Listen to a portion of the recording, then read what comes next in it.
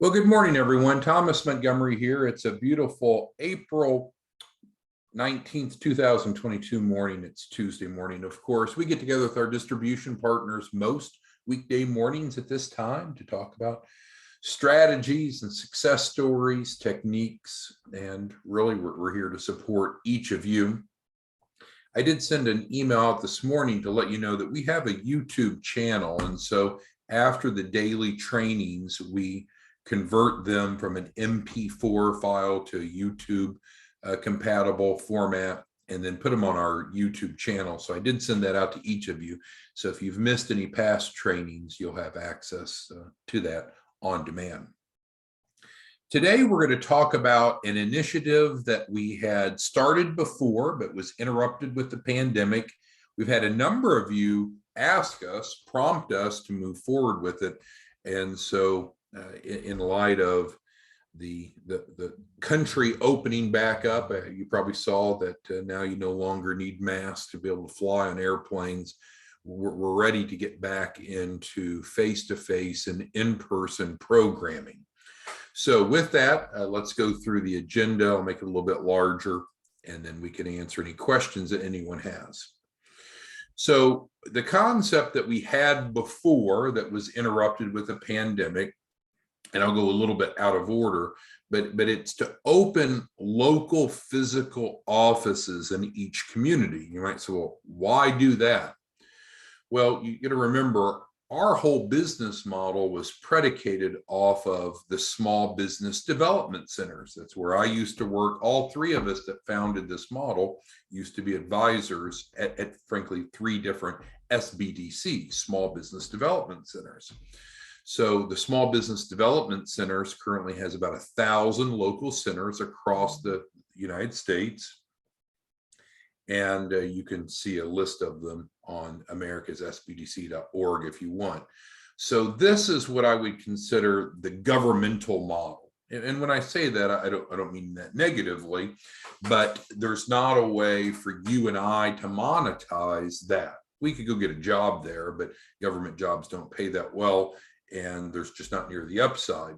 So what we're rolling out again now, post-pandemic, is a privatized model, so we can have a similar type of approach, but a private version of that. So let's go back up to the top here. What is a branch office? A branch office is a local, physical, and visible office to foster the improvement of financial literacy and increase access to capital to stimulate the growth of small businesses with a local community emphasis. Now, note, there is no charge to open a branch office. I don't want you to think that there's some sort of strings attached, by the way. So this is our ability to get out in local communities and be more present and more visible. So those of you that are happy in your current roles, no changes. But we do want to have a more visible, a more local, a more in-person approach. So if you were to Google how many counties there are, because we want to have 1 branch office per county. If you Google how many counties there are, and there's a few variations, there's parishes in Louisiana and so forth, but there's about 3,000. And so literally that is our long-term goal, not our short-term goal, but our long-term goal is to have a physical presence in each county, parish, etc., across the country. We want each of those to have a training room, so there can be some in-person trainings, and then also at least 1 office for face-to-face client consultations. So again, I was an employee of the SBDC.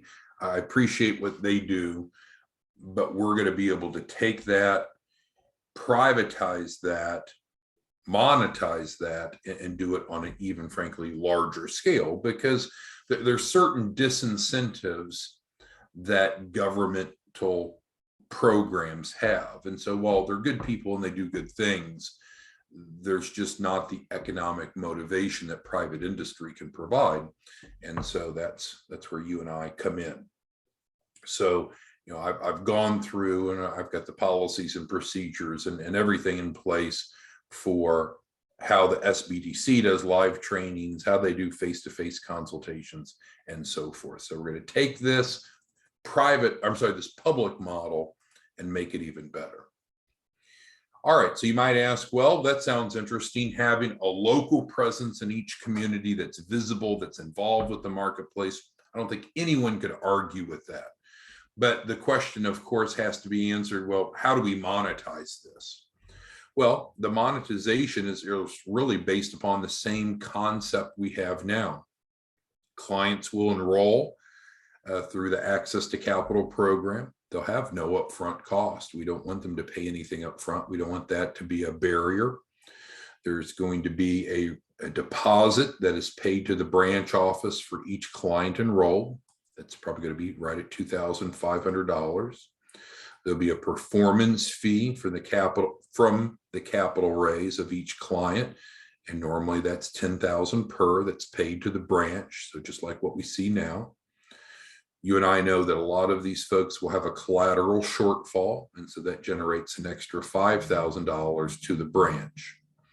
So we'll leave this last bullet off for a second, but we can see that we can anticipate generating right around $17,500 per client that goes through the Access to Capital program through a branch office. So is it get rich quick?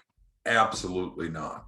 Is it life-changing? I don't know what your income is now, but even if we just had moderate success, again, I spent my time and paid my dues with the SBDC, so I understand reasonable numbers of goals, the key metrics that needs to be in place, and there's just no reason that in most counties we couldn't help 100 clients per month.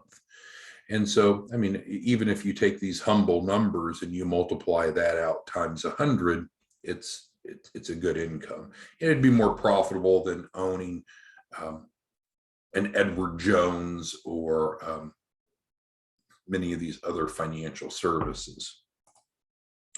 We also plan, once we have the footprint built out, to apply for SBA funding. You know, you don't have to be the SBDC to get SBA funding. And so we can get SBA funding, especially for this fourth bullet.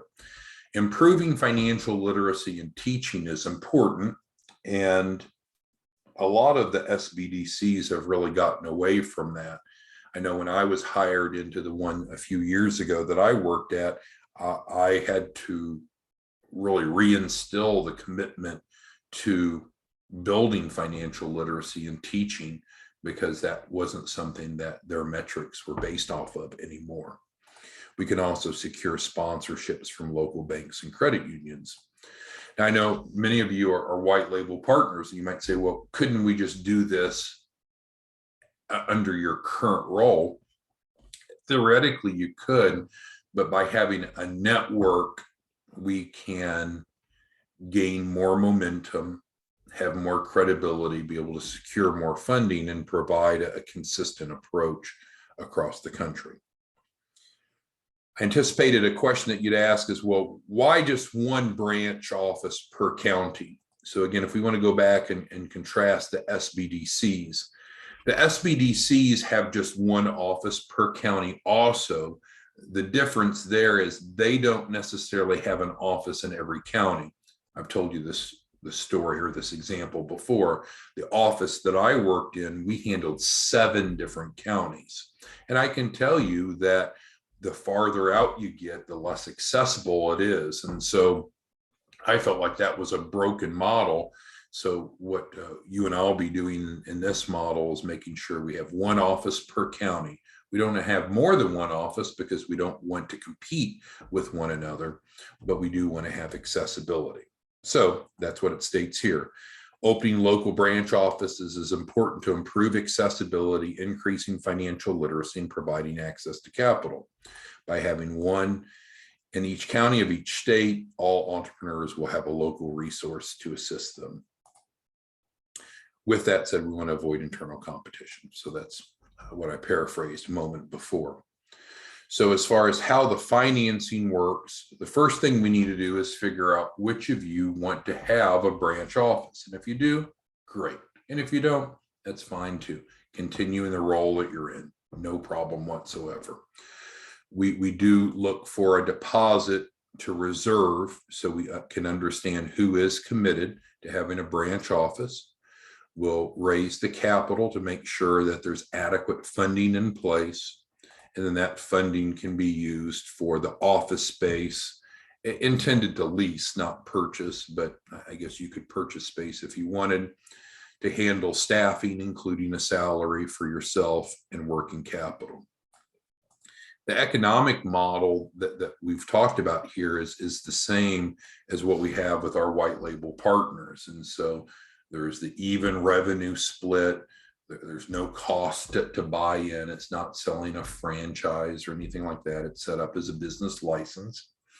And then you'll be able to brand it under your preferred branding. So again, it's not buying a McDonald's or a Subway franchise. So we'll have a network, a recognized network where we work together, but it will allow for individual branding per community. And then the question is, how do I reserve my county? And we just really need an email to let us know the county and state that you're interested in reserving. We can get a deposit in to hold that and then proceed. So what I'd like to do, and let me make it a bit smaller so we can see the whole page here. Who has questions regarding the reason for this, the need for this, how it works? Who has questions, comments, concerns? And so Jeremy had the first question a few minutes ago, and it's talking about branding. So this is going to allow for individual branding per marketplace. So we'll have a network, but it's not going to be a cookie cutter approach. There'll be some guidelines that we want to follow, such as we need to have frequent live trainings, because we know that that is important in building a funnel and getting involved with the community. We do need to have at least one office for face-to-face client consultations. Does that mean that all client consultations have to be face-to-face? No, not at all. But in terms of the resource that we're providing, it will be the 4-week curriculum, building their business plan out in week 1, helping them build their business credit in week 2, understanding financial management in week 3, including developing their financial statements. And then of course, week 4 is banking and money and pulling it all together. As we've talked about some of our prior trainings of having an entrepreneurial ecosystem, that's really the beauty of this. By having that flag in the sand locally, we can work more closely with business bankers, with accountants, with website developers, and so forth. All right, the next question we have is, how is this different than the RVP role? Well, I think it's completely different.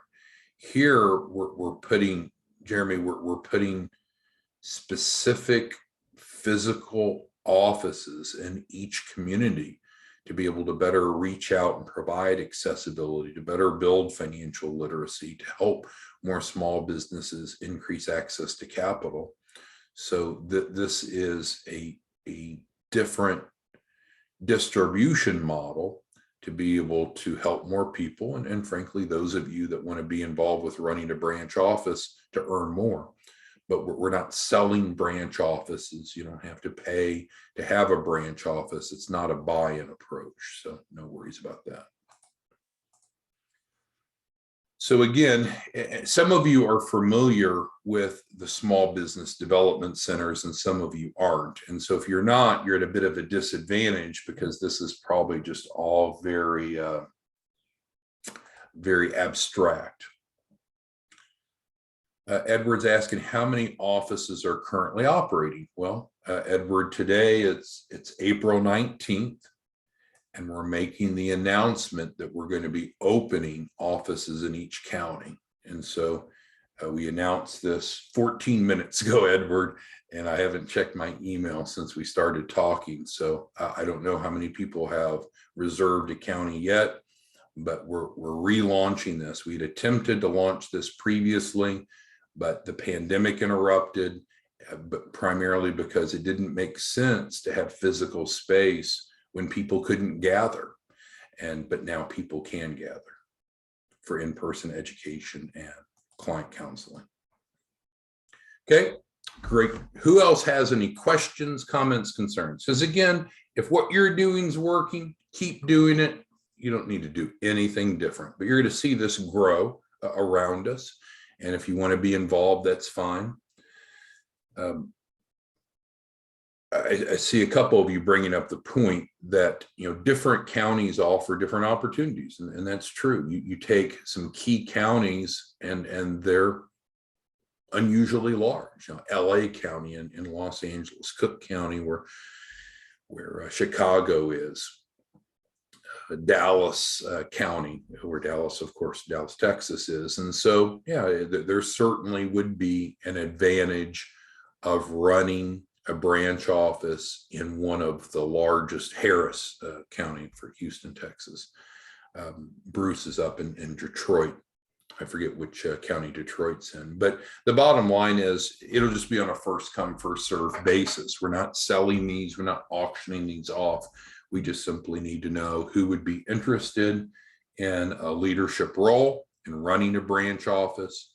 We're not selling these. There's not a buy-in. And we just need to know who would like to be part of this leadership team.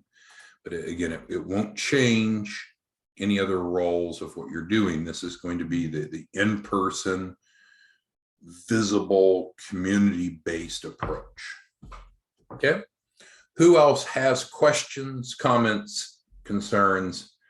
And Timothy's nodding his head because he's one of several that have continued to follow up with this. When are we going to relaunch the branches? When are we going to relaunch the branches? And so Timothy's sending me smiley faces via the Q&A, the chat, because this is what he's been waiting for. So again, this is going to hit really close to home and be a great fit for some of you and not for others. And I respect that. Sam's asking about the budget. And so if you're running a branch office, you are the owner. You are the owner of the branch office. So you determine the budget. So you could have a very modest office, or you could have a high-end office, which of course would probably be higher overhead. You could have a little staffing, or you could have a lot of staffing. You control your salary. And so this is an entrepreneurial model whereby you're not an employee of ours. You own and operate your own branch office. And again, you're not buying it. We're not selling you a branch office. It's just going to be our primary distribution model going forward. Pauline's asking about hours. And so, yes, the branch office would need to be staffed full-time. Otherwise, it's not really accessible. And again, we're building that off of the SBDC. So does it mean that you would have to be full-time involved? No, not at all. But we either need a receptionist there, or at least an answering service to give the perception of a full-time office, because we just won't get the same traction in the community if we're not seen as a full-time endeavor. And it would be hard to think of why opening a branch office if we're not going to put that type of resources into it. Again, I learned how the SBDCs does their scheduling and so forth. And so just because the office is open 40 hours a week doesn't mean that you're set up giving trainings every day, or that you have open meeting times for face-to-face client consultations. All right, and then Jeremy asked, is this a branch office? Yes, it's a branch office built off of the model that we have. So it's using what has succeeded, the economic model, but packaging it in a different distribution system that's, Jeremy, based upon having a local, physical, visible presence. Okay. Who else has any questions off of the branch office? And you'll continue to hear more about it. This will be a big deal. We'll celebrate as we're opening new offices. Our goal is to start opening them up in the month of May. So we'll start identifying those counties and states that we have interested leaders in, start getting those reservations in, and then start moving forward in opening in the month of May. Anyone have any questions, comments? Oh, yeah, Jeremy brings up a good point, and it's correct that once you have that physical office, of course, we can provide the financial literacy, we can provide the access to capital, and then you can also use the cheap business address concept, because once you have a physical space, you could be an incubator of sorts if you wanted.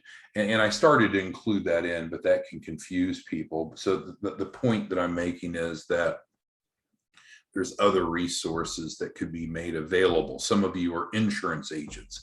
So would you want to make available insurance to small businesses in your community?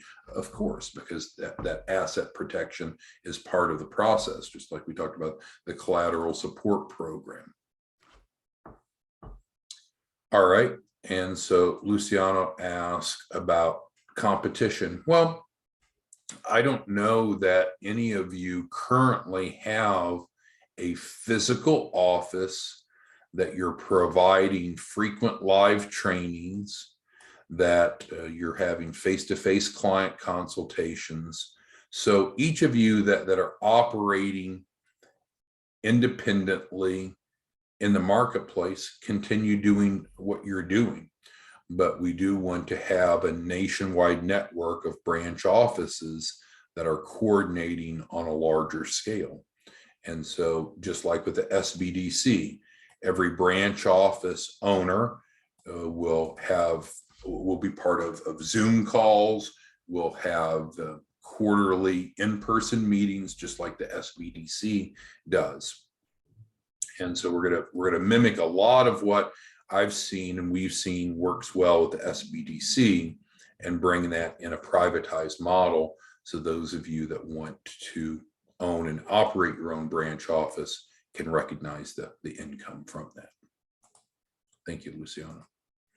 So again, don't feel threatened. This is a new distribution model.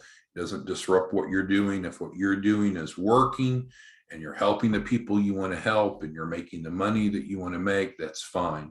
Just because someone else opens an office in your county, it should not be seen as a threat. And in fact, you may want to collaborate with them. All right, any other questions, comments, concerns on this? So again, in summary, we're relaunching the branch office distribution model. This was started and then halted because of the pandemic. Why did it halt? Well, because all of a sudden you couldn't gather people together. All the benefits of having a physical location in the community kind of dissolved on us a couple years ago because of the pandemic. And so now that has lessened.